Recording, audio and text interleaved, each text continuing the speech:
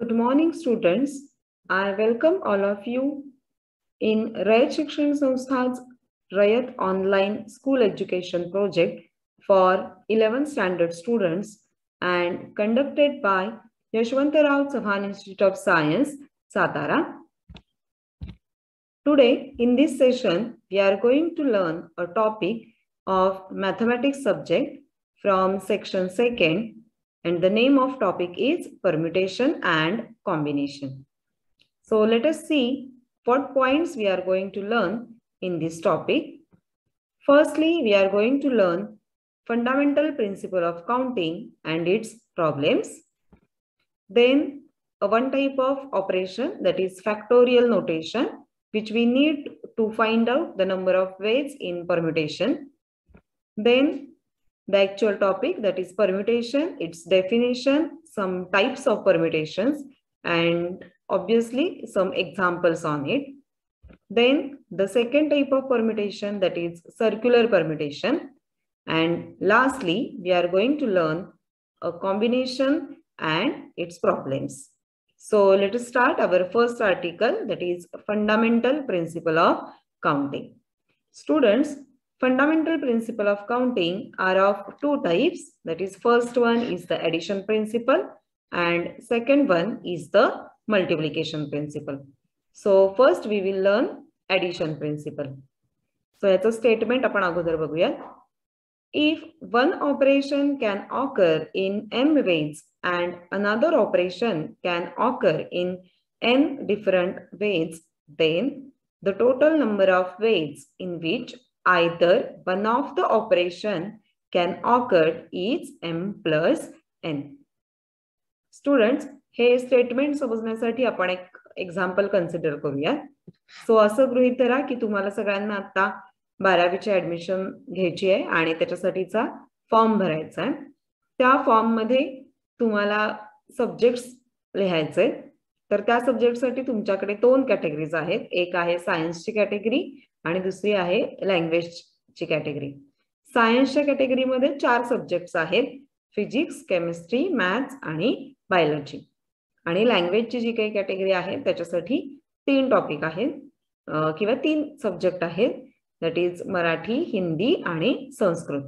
आणि जर का मी तुम्हाला असं सांगितलं की तुम्हाला या दोन्ही कॅटेगरी किंवा या दोन्ही ग्रुप मधला एकच कुठला तरी सब्जेक्ट चूज करून प्रॉस्पेक्ट मध्ये लिहायचा आहे, तर how many choices you have किंवा टोटल नंबर ऑफ चॉईसेस किती असतील या केसमध्ये? पहिल्या ग्रुपमधून आपल्याकडे 4 चॉईसेस आहेत आणि दुसऱ्या ग्रुपमधून 3, किंवा एकूणच जर का सगळे सब्जेक्ट जर का तुम्ही मोजले तर एकूण किती सब्जेक्ट्स आपल्याकडे आहेत आता? 7. So 7 choices are there. म्हणजे या 7 पैकी कुठला तरी एक सब्जेक्ट तुम्ही तुमच्या प्रॉस्पेक्ट मध्ये लिहू शकाल. म्हणजेच आता हे जर का आकडे आपण रिलेट करायचे बघितले की पहिल्या ग्रुप मधले किंवा पहिल्या कॅटेगरीसाठी किती चॉईसेस होते? 4. दुसऱ्या कॅटेगरीसाठी 3 आणि टोटल चॉईसेस आपल्याकडे किती आहेत? तर 7. तर ह्याचं काय लक्षात येतं आपल्याला की 4 + 3 वी गॉट 7. म्हणजेच काय की माझ्याकडे जे काही 2 इंडिव्हिज्युअल मी कॅटेगरीज कन्सिडर केलेल्या त्यांच्या आउटकम्सची ऍडिशन ही म्हणजेच काय येते इथं? टोटल नंबर ऑफ वेज, किंवा जो काही मी टास्क दिलाय किंवा जे काही ऑपरेशन सांगितलेलं आहे त्याचे रिक्वायर्ड नंबर ऑफ वेज म्हणजे काय आहे? ही अगोदरच्या दिलेल्या इंडिव्हिज्युअल ऑपरेशन्सच्या आउटकम्सची ऍडिशन. आणि हेच ऍडिशन प्रिन्सिपलचं स्टेटमेंट आहे की इथे तेच दिलेलं आहे तुम्हाला की if one operation can occur in m ways, म्हणजे एखादं ऑपरेशन घडून येण्याचे चान्सेस किती आहेत? m आहेत. दुसरं ऑपरेशन घडून येण्याचे चान्सेस समजा n इतके असतील, तर या दोघांपैकी कुठलं तरी एक ऑपरेशन घडून येण्याचे चान्सेस किती असतात? m plus n. The number of ways in which either one of the operation can occur is m plus n. म्हणजेच काय की आपल्याकडे जेव्हा खूप साऱ्या वेगवेगळ्या गोष्टी असतील किंवा खूप सारे वेगवेगळे चॉईसेस असतील आणि त्याच्यातली कुठली तरी एकच गोष्ट तुम्हाला चूज करायची आहे किंवा एकच गोष्ट तुम्हाला कुठली तरी चूज करायची आहे, तर त्याचे नंबर ऑफ आउटकम्स किंवा त्याचे नंबर ऑफ वेज हे काय असतात? त्या इंडिव्हिज्युअल आउटकम्सची म्हणजे इंडिव्हिज्युअल जे काही ऑपरेशन्स असतील त्यांच्या आउटकम्सची ऍडिशन. सो जेव्हा बेसिकली आपण आता ह्याच्यानंतर ह्याच्यावरचे प्रॉब्लेम्स बघणार आहोत, तर जिथे तुम्हाला आयदर ऑर असं असेल, 2 किंवा 3 कुठले तरी वेगवेगळे ऑपरेशन्स दिलेत आणि त्याच्यातलं कुठलं तरी एकच घडून येण्याचे चान्सेस तुम्हाला फाइंड आउट करायचे, तर त्यावेळेस we will use addition principle. म्हणजे आपल्याला तिथे काय करायचंय, त्यांच्या इंडिव्हिज्युअल आउटकम्सची बेरीज. So this is the first, that is addition principle. Now the second type of fundamental principle is multiplication principle. So let us see its statement. If one operation can occur in m ways, after this operation can occur in n different ways, then the total number of ways in which both operation can occur is m into n. म्हणजेच काय, आता मगाची situation आणि ही आत्ताची आपण जे काही statement बघितलं याच्यामध्ये थोडासा फरक आहे. आता हे पुन्हा स्टेटमेंट समजून घेण्यासाठी आपण पुन्हा मगाच्याच एक्झाम्पल कडे जाऊया, की तुम्हाला सेम सब्जेक्ट्स जे मी दिले होते मगाशी ते तसेच आहेत, फक्त आता मी थोडंसं चेंज करतेय, की मगाशी मी तुम्हाला त्या दोन्ही ग्रुप पैकी कुठला तरी एक सब्जेक्ट सिलेक्ट करायचा आहे असं सांगितलेलं होतं.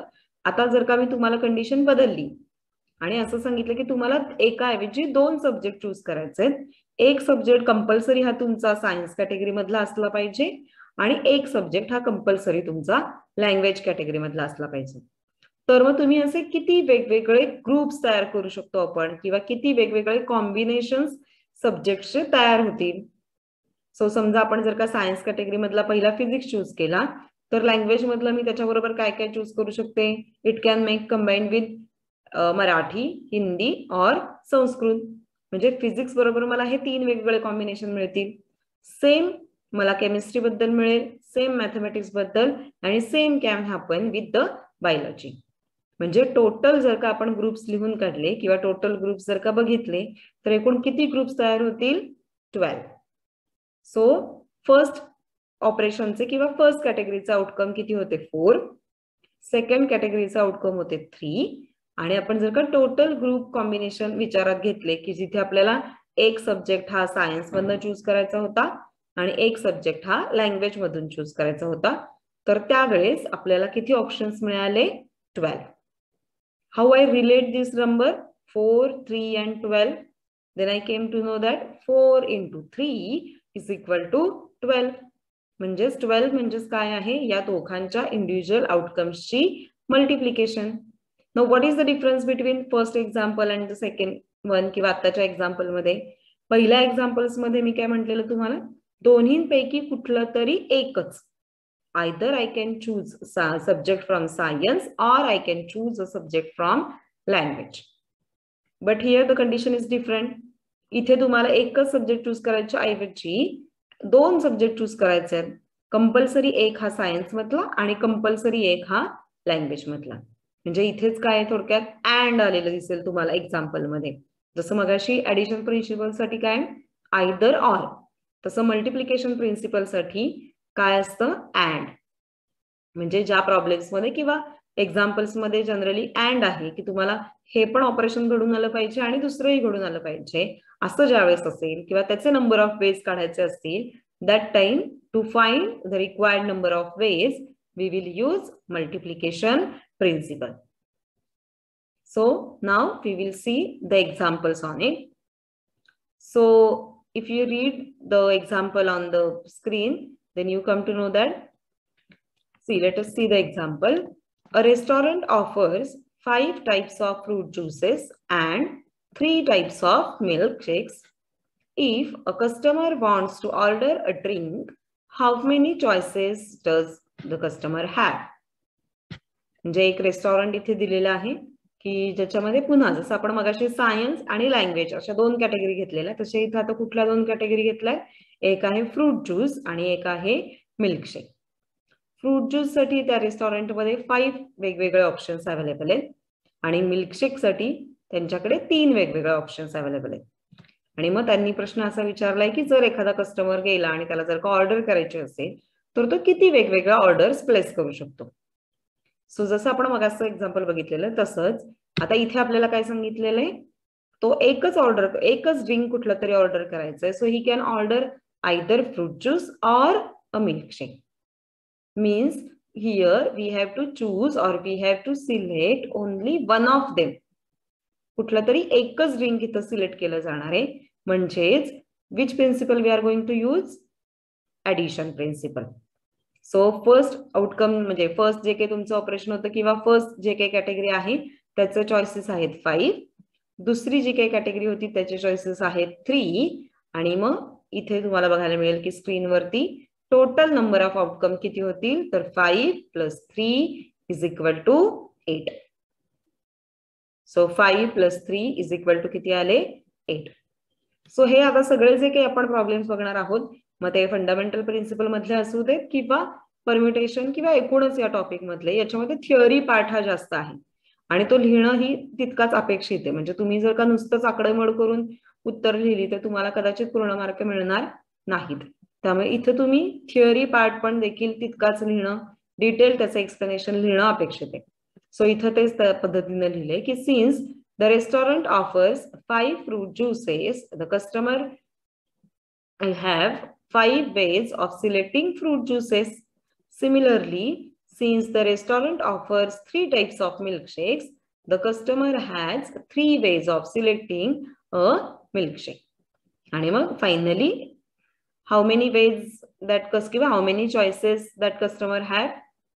That 5 + 3 = 8. So let us see one more example. So if you read the example, here we have considered a pack of 52 playing cards. So सगळ्यांना पत्त्याचा कॅट माहिती आहे. त्याच्यामध्ये किती पत्ते असतात किंवा how many cards we have? 52 cards. आणि त्याच्यामधून समजा मला एक कार्ड ड्रॉ करायचंय आणि त्याच्यामध्ये काय पॉसिबिलिटी असेल की ते कार्ड स्पेड कार्ड किंवा क्लब कार्ड असण्याची पॉसिबिलिटीज किती किंवा what is the number of ways in which a card is a spade card or a club? ठीक आहे. आता तुम्हाला सगळ्यांना हे माहिती आहे की 52 कार्ड्स जर का असतील तर त्याच्यामध्ये आपल्याकडे किती सूट्स असतात? 4 सूट्स आर देयर. स्पेड, क्लब, डायमंड आणि हार्ट. प्रत्येक सूटचे किती कार्ड्स असतात आपल्याकडे? 13 कार्ड्स आर देयर. म्हणजे स्पेडचे पण 13 कार्ड्स असतील आणि क्लबचे पण 13 कार्ड्स असतील. म्हणजे टोटल आपल्याला जी काही कंडिशन दिली इथे एक्झाम्पल मध्ये तुम्ही बघितलं तर लक्षात येईल की आपल्याला एक कार्ड ड्रॉ करायचंय आणि ते कार्ड काय असण्याची प्रोबॅबिलिटी, ते कार्ड काय असण्याचे नंबर ऑफ वेज काढायचे? एक स्पेड आणि क्लब. स्पेड आणि आणि नाही स्पेड किंवा क्लब. मग इथे काय करावं लागेल आपल्याला? एकतर आपण एकच कार्ड चूज करणार असल्यामुळे इट विल बी आयदर अ स्पेड card or a club card. दोन्ही कंडिशन घडून येणार आहेत का ऍट अ टाइम? नाही, दोघांपैकी कुठली तरी एक. मग इथे आपल्याला काय यूज करावं लागेल? Which fundamental principle we will use? That is the addition principle. So पहिल्याचे किती आउटकम्स होते? 13. दुसऱ्याचे +13 आणि मग टोटल नंबर ऑफ चॉईसेस किंवा टोटल नंबर ऑफ वेज किती असतील तर 26. So let us see next example. Here on this slide you will see a one picture की इथे एक मुलगा आहे रोहन आणि समजा असं कन्सिडर करा की त्याला एका पार्टीला जायचंय आणि त्याला काहीतरी कॉम्बिनेशन्स किंवा ड्रेस कुठला घालायचा याच्याबद्दल तो थोडा कन्फ्यूज आहे किंवा अशी सिच्युएशन आहे. आणि मग त्याच्याकडे काय काय अवेलेबिलिटी आहे की त्याच्याकडे 3 वेगवेगळ्या कलरचे शर्ट्स आहेत आणि 2 वेगवेगळ्या कलरच्या पॅन्ट आहेत. तर मग किती वेगवेगळे कॉम्बिनेशन करून तो त्या पार्टीला जाऊ शकेल असं एक्झाम्पल आहे. मग बघा समजा आपण पहिल्या शर्ट मधला जर का त्याच्यातला पिंक कलरचा शर्ट सिलेक्ट केला तर हा पिंक कलरचा शर्ट सिलेक्ट केला तर it can be combined with this blue pant और दिस व्हाईट पॅन्ट.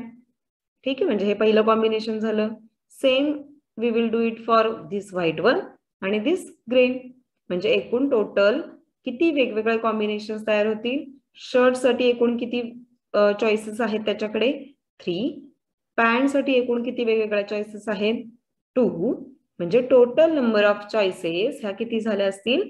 3 × 2 = 6. म्हणजे इथे त्याला फक्त कुठलं तरी एकच सिलेक्ट करायचं आहे का? आयदर शर्ट किंवा आयदर पॅन्ट?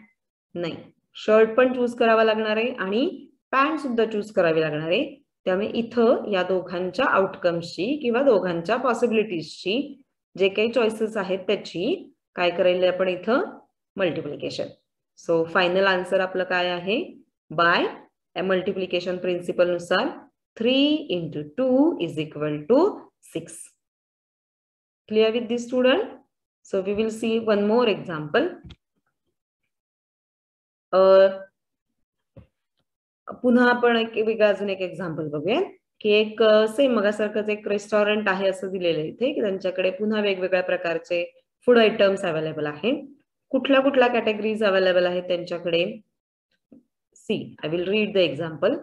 समाधान Bhojanalay offers a thali that has 4 items. So कुठले वेगवेगळे आयटम्स आहेत किंवा किती वेगवेगळे आयटम्स आहेत त्यांच्याकडे 4. कुठले कुठले, रोटी, राईस, व्हेजिटेबल अँड दाल. प्रत्येकासाठी पुन्हा फर्दर त्याच्यामध्ये आणखीन चॉईसेस अवेलेबल आहेत. बघा रोटीसाठी इथे त्यांनी दिलेलं आहे की फॉर रोटीसाठी टू टाइप्स ऑफ किंवा 2 choices are there, chapati and tandoor roti. Rice जर का कन्सिडर केलं तर राईस साठी पुन्हा 3 चॉईसेस आहेत अवेलेबल, प्लेन राईस, जीरा राईस आणि दाल खिचडी.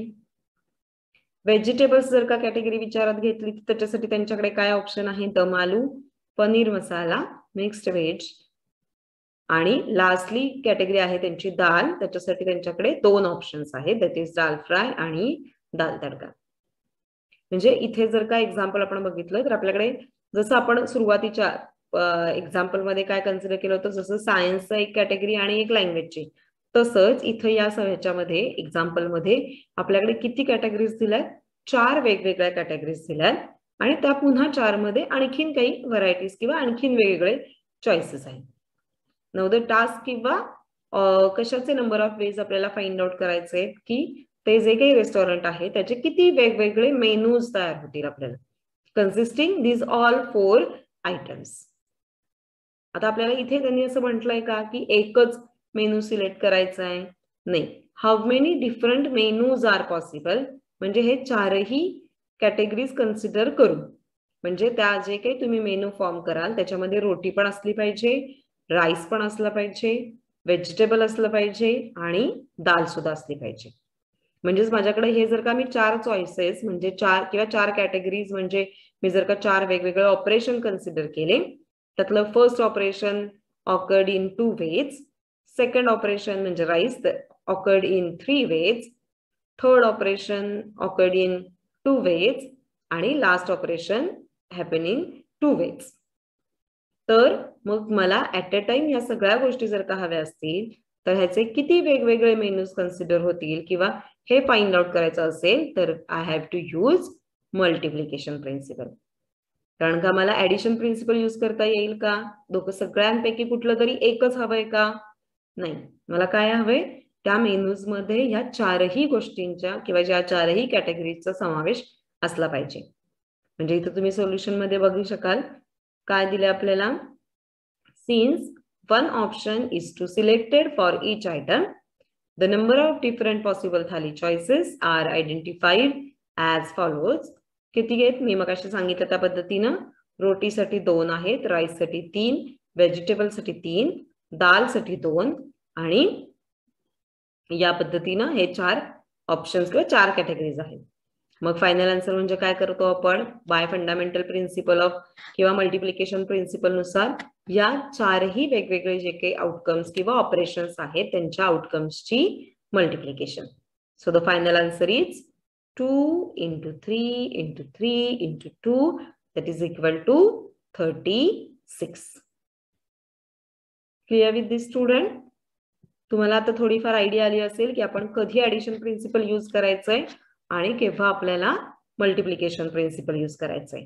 So again I repeat, so ही एकच टॅगलाईन फक्त लक्षात ठेवा की जेव्हा तुमच्याकडे खूप साऱ्या गोष्टी असतील त्यातली कुठली तरी एकच गोष्ट घडून येणं अपेक्षित आहे त्यावेळेस त्यांच्या आउटकम्सची ऍडिशन. जेव्हा तुमच्याकडे खूप साऱ्या गोष्टी आहेत आणि त्या सगळ्याच्या सगळ्या घडून येणं अपेक्षित आहे त्यावेळेस त्यांच्या आउटकम्सची मल्टिप्लिकेशन. सो हे आता आपण बघितलेले सगळे थोडेसे बेसिक एक्झाम्पल्स होते. आपल्याला काही स्पेशल कंडिशन वाले एक्झाम्पल्स सुद्धा बघायचे. मग त्याच्यामध्ये काही नंबर्स फॉर्म करणं असेल किंवा काही वर्ड्स फॉर्म करणं असेल या प्रकारचे. सो आता आपण तशा प्रकारचं एक एक्झाम्पल बघूया. बघा इथे आपल्याला आता वर्ड्स असं नाही, पण एक लेबल किंवा एक आपली नंबर प्लेट असते, तसं एक लायसन्सची प्लेट असते, तसं इथे एक कंपनी आहे, त्यांना एक लेबल तयार करायचंय आणि किंवा त्यासाठीचा एक कोड तयार करायचा, जे काही त्यांचे वेगवेगळे डिफरंट प्रोडक्ट्स आहेत त्याच्यासाठीचा. तर त्या कोडमध्ये काय काय गोष्टींचा समावेश असला पाहिजे. A code that consist of 2 letters followed by 3 digits, 3 different digits. म्हणजेच त्यांनी काय म्हटलेलं इथे की तो जो कोड असेल तो किती डिजिट्स किंवा किती काय म्हणूयात आपण किती अंकी झाला असेल किंवा किती त्याच्यामध्ये गोष्टींचा समावेश असला पाहिजे. पहिले 2 लेटर्स आणि नंतर 3 digits. So how many different products can be labelled in this way. जर का कंडिशन असेल तर मग किती वेगवेगळे लेबल त्या कंपनीकडून तयार केले जाऊ शकतात हे फाइंड आउट करायचे. So let us see the solution. See, first two places are fixed for letters. पहिल्या दोन ते जे काही कोड असणार आहे त्या कोड मधल्या first 2 places are fixed for letters, and we know that letters किंवा how many alphabets we have? We have 26 alphabets. So first 2 places are filled by किंवा are filled in किती वेळेस ने fill up करू शकतो आपण? 26 into 26. It is equal to 676. After filling these letters, पुढची जागा कोणासाठी त्यांनी हे केली आहे, कन्सिडर केलेली आहे 3 digits. आता पुन्हा आपल्याकडे डिजिट्स किती आहेत? 0 to 9. म्हणजे how many digits we are having? 10. So these 3 places can filled in 10 into 10 into 10 is equal to 1000 ways. म्हणजेच पहिल्या 2 जागा या अल्फाबेट्सनी किती वेळेसनी भरता येतील? 676. आणि नंतरच्या 3 जागा या डिजिट्सनी किती वेळेसनी भरता येईल? 1000 वेळेस. आणि मग आपल्याला त्या जो काही कोड आपण तयार करू त्याच्यामध्ये आपल्याला लेटर्स पण पाहिजेत आणि आपल्याला डिजिट्स पण पाहिजेत. म्हणजे total number of distinct labels can be found. किती येईल हे? By multiplication principle. सो पहिला आउटकम आपलं 676 आणि दुसरा आहे आपलं 1000. सो या दोघांची काय करावी लागेल? Multiplication.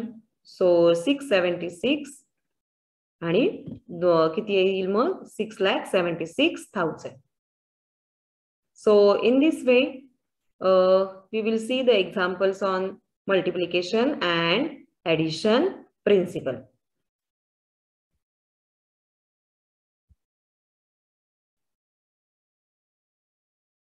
So let us see more examples. So first, how many numbers between 100 and 1000 have the digit 7 exactly once? So students, here I will not give you the solution. We will just discuss the solution. So आपल्याला काय find out करायचंय? 100 ते 1000 यांच्यामधले असे किती numbers आहेत किंवा असे किती नंबर्स आपल्याला शोधून मिळतील की ज्यांचा एक डिजिट हा काय पाहिजे? 7. एक किंवा एकच ना, एक्झॅक्टली 7 असं म्हटलं त्यांनी. म्हणजे एकच डिजिट हा किती पाहिजे त्यांचा? 7. आता 100 ते 1000 म्हणजे ह्याच्यामध्ये पॉसिबिलिटीज काय काय येतील की ते नंबर्स कुठून कुठपर्यंत असतील?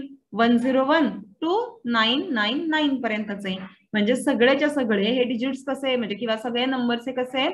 3 डिजिट नंबर्स आहेत. मग इथं पॉसिबिलिटीज आपल्याला काय काय मिळेल की त्या 3 डिजिट पैकी आपल्याला एक डिजिट हा काय पाहिजे? 7.